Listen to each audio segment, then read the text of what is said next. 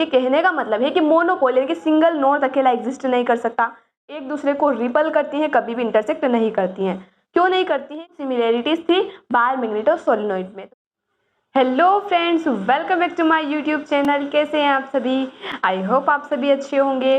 तो इस वीडियो में हम पढ़ने वाले हैं फिजिक्स का chapter number 5, magnetism and matter in one shot.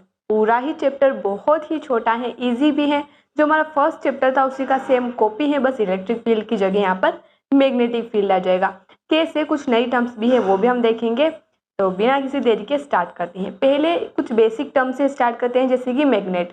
Magnet क्या होता है हम सभी जानते हैं, एक ऐसा मटेरियल जिसके अंदर अट्रैक्टिव और डायरेक्टिव प्रॉपर्टीज होती हैं। अट्रैक्टिव प्रॉपर्टी यानी कि वो निकल, कोबाल्ट, आयरन जैसे मटेरियल को अपनी ओर अट्रैक्ट करता है। डायरेक्टिव प्रॉपर्टी यानी कि मैग्नेट हमें नॉर्थ साउथ जो जियोग्राफिकल डायरेक्शन है वो भी बताता है। इस चैप्टर में जो हमारी मेनली मैग्नेट यूज होने वाली है वो है बार मैग्नेट। बार मैग्नेट कुछ इस तरह की दिखती है। सर्कुलर भी इसका एरिया ऑफ क्रॉस सेक्शन यहाँ पर सर्कुलर भी हो सकता है। तो ये हमारी क्या होती है, बार मैग्नेट होती है। एक पोल हमारा नॉर्थ होता है और एक हमारा जो अंदर का पोल है पीछे वो साउथ पोल होता है। दोनों पोल्स अगर नॉर्थ नॉर्थ पोल्स आपस में आएंगे यानी कि सेम पोल्स, लाइक पोल्स एक दूसरे को रिपल करते हैं और अनलाइक पोल एक दूसरे को अट्रैक्ट करते हैं। ठीक है, अब एक और टर्म आती है मैग्नेटिक नीडल, जो कि हमें पता है। मैग्नेटिक नीडल क्या होती है? एक थीन नीडल होती है जो कंपास के अंदर लगी हुई होती है और वो हमें geographical north and south direction show करती है। ये मूवेबल होती है, फ्रीली मूवेबल होती है, फ्रीली मूव कर सकती हैं और हमें डायरेक्शन ये शो करती है। उसके बाद क्या आता है, मैग्नेटिक फील्ड।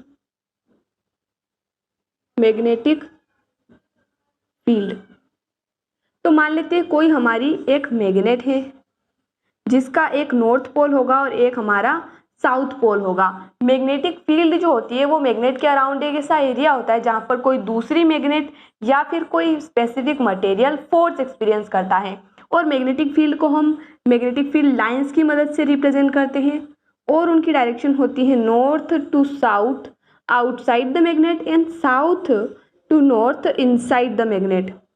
इसी तरह से ये चलती रहती हैं, चलती रहती हैं, चलती रहती हैं। और मैग्नेटिक फील्ड लाइंस जो होती हैं वो एक क्लोज्ड लूप बनाती हैं, एक दूसरे को रिपल करती हैं, कभी भी इंटरसेक्ट नहीं करती हैं। क्यों नहीं करती हैं? मान लेते हैं कि दो फील्ड आपस में एक दूसरे को इंटरसेक्ट कर रही है। हमें पता है कि जब भी हम मैग्नेटिक फील्ड लाइन के ऊपर टेंजेंट ड्रॉ करेंगे तो हमें मैग्नेटिक फील्ड की डायरेक्शन मिलेगी। अब एक पॉइंट पर मैग्नेटिक फील्ड की दो डायरेक्शन नहीं हो सकती है, practically this is not possible. तो हम कह सकते हैं कि मैग्नेटिक फील्ड लाइंस एक दूसरे को कभी भी इंटरसेक्ट नहीं करेंगी। ठीक है, और मैग्नेट के जो पोल्स होते हैं वहां पर मैग्नेटिक फील्ड स्ट्रेंथ बहुत ज़्यादा होती है, यानी कि मैग्नेटिक फील्ड लाइंस पास पास होगी। जैसे जैसे डिस्टेंस बढ़ती जाएगी वैसे वैसे मैग्नेटिक फील्ड लाइंस भी दूर बनती जाएगी। ओके गाइस, अब कुछ बेसिक टर्म्स हमने क्लियर कर ली तो टॉपिक स्टार्ट करते हैं। कुछ फॉर्मूले हैं जो कि हमारे फर्स्ट चैप्टर में हमने पढ़े थे, सिमिलरली वैसे ही है, तो डेरिवेशन हम नहीं करने वाले हैं, केवल फॉर्मूले हम देखने वाले हैं। कुछ फॉर्मूला से हमारे पास, जैसे फर्स्ट आता है हमारा मैग्नेटिक डाइपोल मोमेंट। जैसे इलेक्ट्रिक डाइपोल मोमेंट होता है, दो हमारे चार्ज होते थे, उसमें यहाँ पर क्या होंगे, दो पोल्स होंगे। एक पोल मान लेते हैं हमारी उसकी स्ट्रेंथ है QM1 और एक की स्ट्रेंथ है QM2। ओके गाइस, दोनों की स्ट्रेंथ क्या रहेगी, सेम रहेगी, और हमारे इन दोनों के बीच की डिस्टेंस क्या है, 2a है। तो जो हमारा डाइपोल मोमेंट होता है, जो डाइपोल की स्ट्रेंथ को रिप्रेजेंट करता है, तो मैग्नेटिक डाइपोल मोमेंट इक्वल होता है either pole strength into pole strength pole distance, यानी कि QM1 और साथ में हमारा 2a रहने वाला है। ये हमारा क्या होता है, मैग्नेटिक डाइपोल मोमेंट होता है। इसके अलावा इसका एक और फॉर्मूला होता है जो अभी हम देखेंगे, जो नेक्स्ट फॉर्मूला हमारा आएगा, बी एक्सियल, यानी कि किसी भी एक्सिस पर मैग्नेटिक फील्ड क्या होती है। तो जैसे हमारी इलेक्ट्रिक फील्ड थी, सिमिलर फॉर्मूला, जैसे हमने बात की कि सिमिलर फॉर्मूले रहने वाले 2km/r³। अब वहां पर इलेक्ट्रिक वाले जो चैप्टर था इलेक्ट्रिक चार्ज वाला, उसमें k हमारा कूलोम्स कांस्टेंट था, लेकिन यहाँ पर k हमारा डाइलेक्ट्रिक कांस्टेंट है। जिसकी वैल्यू थी μ0/4 या फिर हम 10⁻⁻7 भी इसको लिख सकते हैं। बी इक्विटोरियल होता है, 2 को हम हटा देंगे तो हमारा बी इक्विटोरियल मिल जाएगा, यानी कि km/r³। एम हमारा क्या है यहाँ पर, एम हमारा मैग्नेटिक डाइपोल मोमेंट है। इसके अलावा टॉर्क जो हमारा लगता है NIBA sin थीटा, यह हम अभी 4th चैप्टर में पढ़ के आए हैं, वन शॉट हमने अपलोड कर दिया है। टॉर्क हमारा NIBA sin थीटा होता है। और यहाँ पर हमने आपको कहा था कि मैग्नेटिक डाइपोल मोमेंट का एक और फॉर्मूला हमें मिलने वाला है।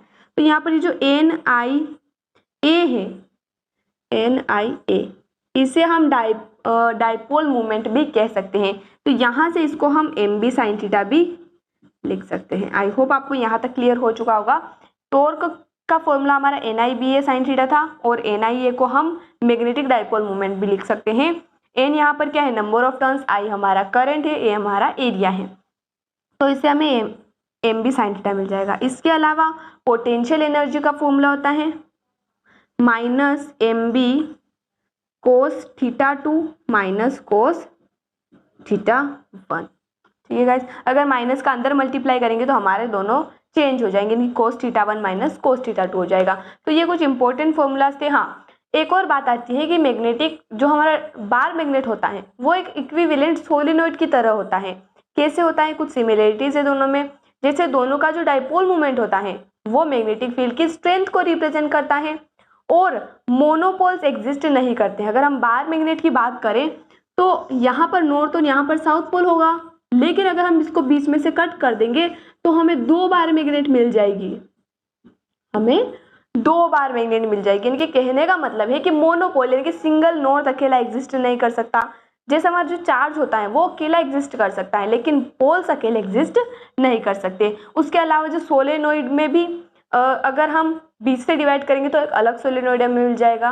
साथ ही जो मैग्नेटिक फील्ड लाइंस होती हैं सोलेनोइड की वो सिमिलर होती है जैसे हमारे बार मैग्नेट की होती है। इस तरह से क्लोज्ड लूप के फॉर्म में मैग्नेटिक फील्ड लाइंस होती है जो कि सिमिलर होती है बार मैग्नेट के। तो ये कुछ सिमिलरिटीज थी बार मैग्नेट और सोलेनोइड में। तो अब हम देख लेते हैं कुछ इंपॉर्टेंट लॉ, जैसे कि Coulomb's law and Gauss's law of magnetism. जैसा हमारा Gauss's law and Coulomb's law of electrostatic था, वैसे ही मैग्नेटिज्म के भी कुछ लॉ हैं, सिमिलर है। जैसे कि हमारा कूलॉम्स लॉ कहता है कि अगर हमारे पास कोई पोल्स हैं, मान लेते हैं ये हमारे कोई 2 पोल्स हैं, दोनों अलग अलग मैग्नेट के पोल्स हैं। अगर दोनों पोल्स के बीच की डिस्टेंस r है और दोनों की पोल स्ट्रेंथ क्या है, QM1 और QM2 है, तो हमारा जो इन दोनों के बीच में मैग्नेटिक फोर्स लगेगा, मैग्नेटिक फोर्स वो डायरेक्टली प्रोपोर्शनल होगा उनके मैग्नीट्यूड के प्रोडक्ट के, जो उनकी स्ट्रेंथ है उसके मैग्नीट्यूड के प्रोडक्ट के, यानी कि QM1 QM2 के। और जो हमारा फोर्स है वो इन्वर्सली प्रोपोर्शनल होगा उनके डिस्टेंस के स्क्वायर की, यानी कि यहाँ से हम F भी proportional QM1 M2 divided by r² लिख सकते हैं। अगर प्रोपोर्शनल का साइन हटाएंगे तो कांस्टेंट लगेगा और यहाँ पर हमारा कांस्टेंट लगता है K, जो फिर वही बात आ जाती है कि ये हमारा कूलॉम्स कांस्टेंट नहीं है, ये हमारा डाइलेक्ट्रिक कांस्टेंट है जिसकी वैल्यू क्या होती है 10⁻⁻7। ठीक है गाइस, वहाँ पर कूलॉम्स कांस्टेंट की वैल्यू 9 × 10⁹ थी, यहाँ पर ये है। अब अगर हम बात करें गॉसेस लॉ की, तो गॉसेस लॉ कहता है कि जितनी भी number of electric field lines है अगर किसी सरफेस से पास हो रही हैं तो क्लोज्ड सरफेस है तो हमारी फील्ड लाइंस क्या होगी, 0 होंगी। कैसे होंगी, जैसे हमारी कोई सरफेस है, क्लोज्ड सरफेस है, हमारा कोई मैग्नेट यहाँ पर रखा हमने, अब इससे फील्ड लाइंस बनेगी। तो आप देख सकते हैं फील्ड लाइन जैसे अंदर जा रही है वैसे वापस भी आ रही है, यानी कि अंदर तो कोई फील्ड लाइन बच ही नहीं रही है, उस एरिया को तो कोई क्रॉस ही नहीं कर रही है। तो इसका मतलब है कि जो total number of field lines passing through a surface वो हमारी 0 के इक्वल होगी। अब हमारे जो मटेरियल होते हैं वो मैग्नेटिक फील्ड में रखने पर 3 टाइप के बिहेवियर शो करते हैं। उन अकॉर्डिंग हम उनको 3 सब्सटेंस में डिवाइड कर सकते हैं। जैसे कि पहले होते हैं हमारे डायामैग्नेटिक सब्सटेंस। ये ऐसे सब्सटेंस होते हैं जो मैग्नेटिक फील्ड से क्या होते हैं, रिपल्शन शो करते हैं। जैसे कि हमारा कोई डायामैग्नेटिक सब्सटेंस पड़ा हुआ है तो जैसे ही हमारी मैग्नेटिक फील्ड आएगी वो क्या करेगी, इससे दूर चली जाएगी। क्यों, क्योंकि मैग्नेटिक फील्ड से ये रिपल्शन शो करते हैं डायामैग्नेटिक सब्सटेंस। केमिस्ट्री के अकॉर्डिंग अगर हम बात करें तो जिस मटेरियल जिस सब्सटेंस के पास कम नंबर ऑफ अनपेयर्ड इलेक्ट्रॉन्स होंगे, यानी कि पेयर्ड इलेक्ट्रॉन ज़्यादा होंगे, वो हमारा डायमैग्नेटिक होगा। उसके बाद आता है पैरामैग्नेटिक, यानी कि जिसके पास अनपेयर्ड इलेक्ट्रॉन प्रेजेंट होते हैं। तो वो क्या करता है, वीकली अट्रैक्शन शो करता है मैग्नेटिक फील्ड से। जैसे कि ये हमारी मैग्नेटिक फील्ड है, तो इससे इस तरह ये वीकली अट्रैक्शन शो करेगा। और पैरामैग्नेटिज्म का ही एक्सट्रीम फॉर्म है फेरोमैग्नेटिज्म, यानी कि फेरोमैग्नेटिक सब्सटेंस जो होगा वो बहुत ही स्ट्रॉन्गली अट्रैक्टेड होगा मैग्नेटिक फील्ड में, यानी कि इस तरह से बहुत ही हमने थोड़ी पास पास बना दी, मतलब बहुत ही ये टच नहीं कर रही है आपस में, पर बहुत ही पास पास है। आप देख सकते हैं यहाँ पर बहुत ज़्यादा पास पास है मैग्नेटिक फील्ड लाइंस, यहाँ पर थोड़ी दूरी है और यहाँ पर बहुत ज़्यादा दूरी है, यानी कि रिपल्शन शो कर रही है। तो ये हमारी कुछ प्रॉपर्टीज होती हैं सब्सटेंस की मैग्नेटिक फील्ड में रखने पर वो किस टाइप के बिहेवियर शो करते हैं, उसके अकॉर्डिंग हमने यहाँ पर इसको कैटेगरी में डिवाइड किया है। अब कुछ इंपॉर्टेंट टर्म्स देख लेते हैं, जैसे कि magnetic susceptibility, magnetisation, magnetic intensity, magnetic permeability, और वो किस मटेरियल के लिए कितनी होती है वो भी हम देखेंगे। जैसे कि फेरोमैग्नेटिक है तो उसके लिए मैग्नेटिक परमिएबिलिटी की वैल्यू ज़्यादा होती है, कैसे होती है वो भी देख लेते हैं। कुछ इंपॉर्टेंट टर्म्स आती हैं जैसे कि मैग्नेटिक परमिएबिलिटी, जिसे हम म्यू से डिनोट करते हैं। तो मैग्नेटिक परमिएबिलिटी का सीधा मतलब होता है कि किसी सब्सटेंस की एबिलिटी मैग्नेटिक फील्ड लाइंस को उसके अंदर पास होने के लिए, यानी कि कितना ज़्यादा फील्ड लाइंस उसके अंदर से पास हो सकती है, कितना ज़्यादा वो फील्ड लाइंस को परमिट कर सकता है खुद के अंदर से पास होने के लिए, उसी को हम कहते हैं मैग्नेटिक परमिएबिलिटी।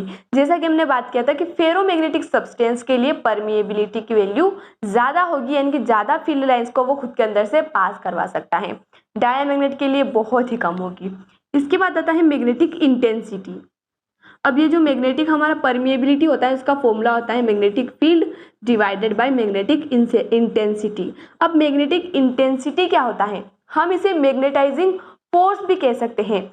इसका मतलब होता है the degree up to which a magnetic field can magnetise a material, यानी कि ये मैग्नेटिक फील्ड की स्ट्रेंथ को, उसकी डिग्री को बताता है कि कितनी डिग्री तक वो दूसरे सब्सटेंस को मैग्नेटाइज कर सकती हैं। अब इन टर्म्स में बहुत ज़्यादा कन्फ्यूजन होता है, तो हम बिना कन्फ्यूजन के इनको क्लियर करेंगे। जैसे परमिएबिलिटी, ज़्यादा फील्ड लाइंस पास हो रही है, ज़्यादा परमिएबिलिटी। मैग्नेटिक इंटेंसिटी एक कोज है, क्या है, कोज है, यानी कि फील्ड लाइंस का स्ट्रेंथ। और मैग्नेटाइजेशन क्या है, इस कोज का रिस्पॉन्स है, यानी कि कितना एक सब्सटेंस मैग्नेटाइज हुआ है वही उसका मैग्नेटाइजेशन होगा, यानी कि magnetic dipole moment per unit volume भी हम इसको लिख सकते हैं। उसके बाद आता है magnetic susceptibility. Magnetic susceptibility ratio होता है intensity, magnetic intensity divided by magnetisation, यानी कि कितनी हमने मैग्नेटाइजिंग फोर्स था और उसका रिस्पॉन्स कितना हुआ। ठीक है, यहाँ तक बात क्लियर है, कोई डाउट तो नहीं है ना गाइस? अगर डाउट हो तो आप कमेंट में पूछ सकते हैं। तो यहाँ हमारा चैप्टर फिनिश होता है। हाँ, एक और टर्म आती है हमारी mu R, mu naught and mu, जिसे हम कहते हैं परमिएबिलिटी। ये तो हमारी होती है एब्सोल्यूट परमिएबिलिटी। म्यू नॉट हमारा होता है परमिएबिलिटी ऑफ फ्री स्पेस, और रिलेटिव परमिएबिलिटी जिसे हम म्यू आर से डिनोट करते हैं। तो रिलेटिव परमिएबिलिटी हो जाएगा mu by mu naught. Okay guys, यानी कि magnetic permeability absolute divided by magnetic permeability of free space, इसी को हम रिलेटिव परमिएबिलिटी कहते हैं। थोड़ा सा याद रखने वाली चीज़ है, लेकिन एक दो बार आप वैसे ही पढ़ेंगे तो आपको याद हो जाएगा। तो यहाँ पर हमारा चैप्टर फिनिश होता है। बहुत ही छोटा सा प्यारा सा नन्हा सा चैप्टर था। मिलते हैं अगले वीडियो में नए चैप्टर के साथ। धन्यवाद।